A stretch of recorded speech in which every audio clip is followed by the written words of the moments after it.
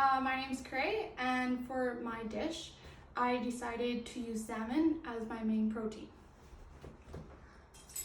Just gonna start plating by putting my parsnip puree onto the plate.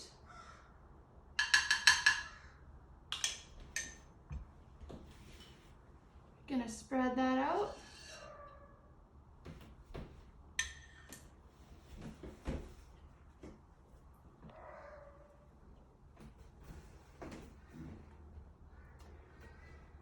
Next, I'm gonna put my potato bar on.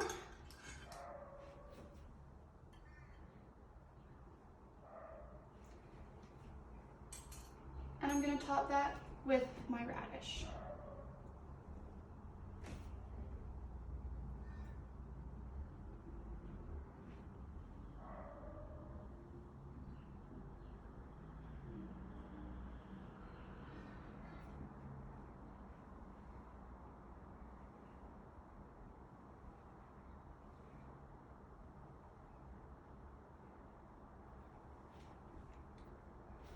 Right.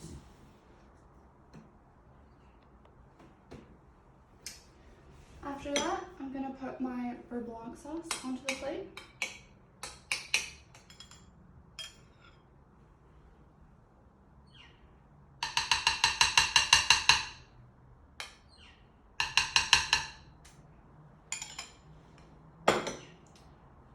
And put my salmon tureen on.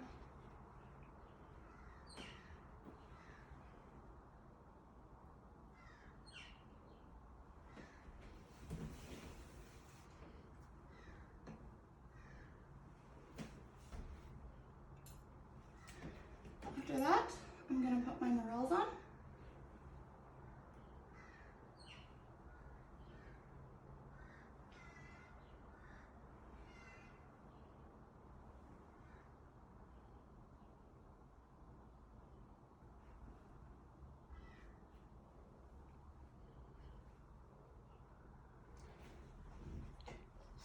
Put my kale on.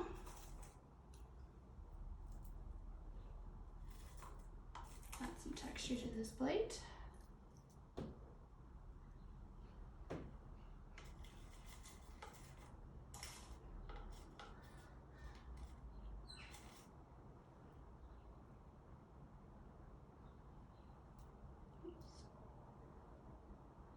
Here we go.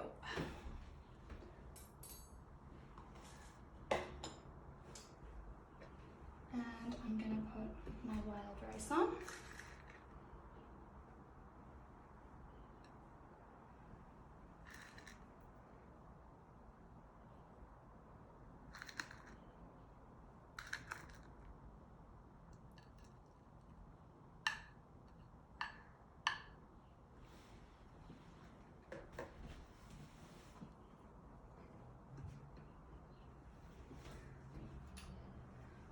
Next, I'm gonna put my herb foam on.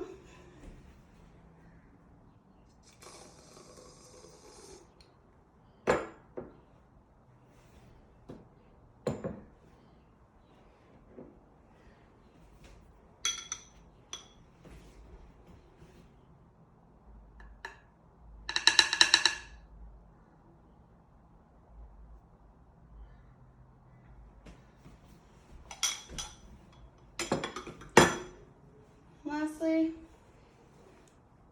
my smoked salmon shoe.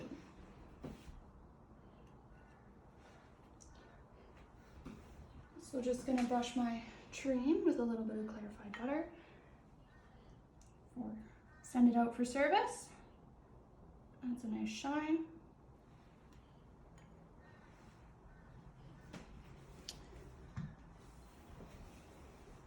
And that is my finished plate. So on this plate, my main protein is salmon. I decided to use Atlantic salmon. It's what was available here in Calgary. My plan with the salmon is that you could use it locally from BC. There is a lot of farmed, fresh salmon there off the coastal land and even into the interior of British Columbia. I did use Atlantic salmon, however, it's important for sustainability reasons to pay attention to how the salmon population is doing. You could easily switch from Atlantic to maybe Pacific or sockeye, different kinds of salmon, whatever's doing best that season. You can use sources such as ASC, Aquacultural Stewardship Council, Natureland, or GAA, Global Aquacultural Alliance, and they can inform you on how the salmon is doing and give a rating on different types of salmon that you want to purchase. As well, in my tureen, I have prawns. Ideally, you would use spot prawns. Those are harvested off the coast of BC. The way they're harvested is very protective of their environment, of their species. The only downside of that is the way they're farmed. It sometimes affects other species like rockfish that are living along with them. But as farming goes, for the spot prawn population itself, it's a very effective way of farming them. However, I couldn't find spot prawns, so I just used regular prawns, and I poached them in a quart bouillon before I folded them into the mousseline. The tureen I cooked at 115 degrees Fahrenheit for an hour and 15 minutes. To retherm it, I rethermed it in the sous vide. However, if you had a rationale, you could do combi or steam methods to bring it back up to that temperature after it's been sliced and chilled and sliced, and that will help protect the tureen as well. In the mousseline, I have mushrooms. I used cremini mushrooms. However, whatever local mushroom you have or whatever you want to put in there, that'll work. I put in a mixture of chives, dill, lemon zest. There's scallops in there as well to hold the mousseline together. I also did a panade of breadcrumbs and cream and egg white. That helped add a lot of strengthening and binding power to my mousseline, and therefore I was able to create this mousseline without having to use Activa or any glue of any sort. I have leek around the outside. Leek is one of Alberta's local vegetables. It grows in our colder climate and short growing season. Therefore, I decided I wanted to utilize it. It adds a nice texture and flavor to my tureen as well. I decided to cure my salmon. I tried brining it, however, it didn't add as much flavor to the flesh, and it didn't create as firm, it didn't kind of firm up the flesh.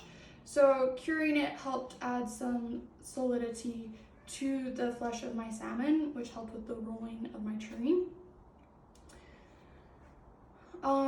For the salmon trim, I decided that I wanted to utilize it in more ways than just the mousseline. Therefore, I made a smoked salmon shoe, smoked salmon cream cheese shoe, I guess.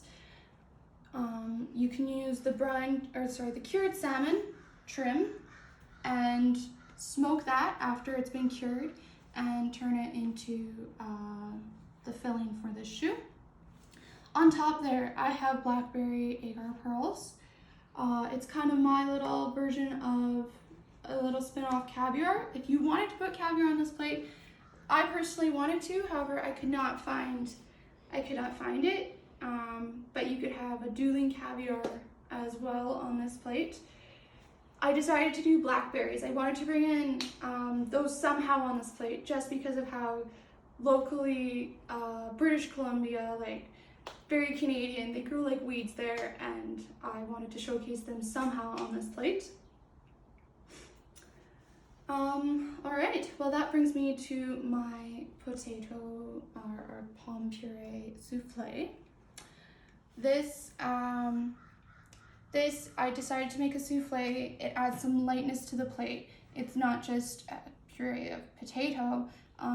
but it adds some air and some texture to this plate as well, elevating the airiness. On top I have pickled radishes.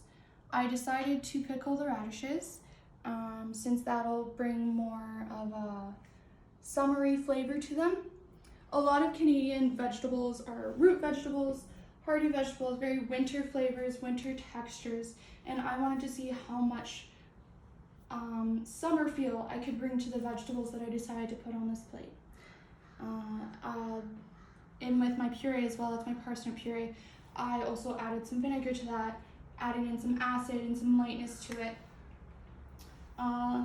so to try to bring out a little more lightness and summer feel to that. For the parsnip puree, I wanted to use sunchokes originally. However, I went to my local farmer's market and parsnip is what I was able to find. So that's what I decided to put on the plate. But yeah, your puree, pick whatever white, celeriac, parsnip, sunchokes. It works really well, whatever's local in your part of the country to put on the plate. I have kale, also another hearty Canadian vegetable. So I decided to incorporate that onto the plate. I just baked it, made it very nice and crispy. I also put wild rice on the plate that is Canadian. It's a Canadian aquatic grass. Yeah, very, very Canadian here, grown from Alberta across to the Maritimes. I put morels on the plate. Wanted to put whatever local mushroom I could find. Those are what I found at the farmer's market. That's what went on my plate, but it could have been chanterelles, could have been any other mushroom or oyster mushrooms, whatever's local or in season. I put a chive sauce or a chive foam, I guess you could say, on the plate, foamed it to add some texture to the plate, add a different element there. I used chives from my parents' garden. So chives grow very well here in Canada, and they're in season right now, as I got them from the garden. Adds an excellent flavor to this dish. And then I did a beurre blanc sauce. There are lots of local wineries across Canada, and you can use that sauce in a way to showcase the amazing quality of wines we have here in Canada. And I believe that is everything on my plate. The salmon terrine, I got about 8 to 10 portions from the roll I made. I was using smaller fillets. They're about 100 gram portions, 1 inch thick. And so for a service of 110 people, if you had a bigger fillet, you could probably get away with doing 9 to 10 rolls. It'd be very doable for sure. With the potato bar, I baked that in like a loaf pan, and then cut that up. And I got about, once again, I believe it was 8 to 10 portions. So that would be very easy as well to produce on a large scale, serving to 110 people.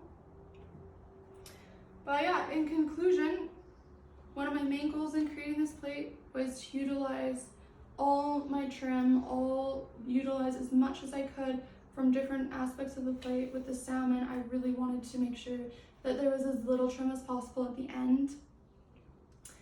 And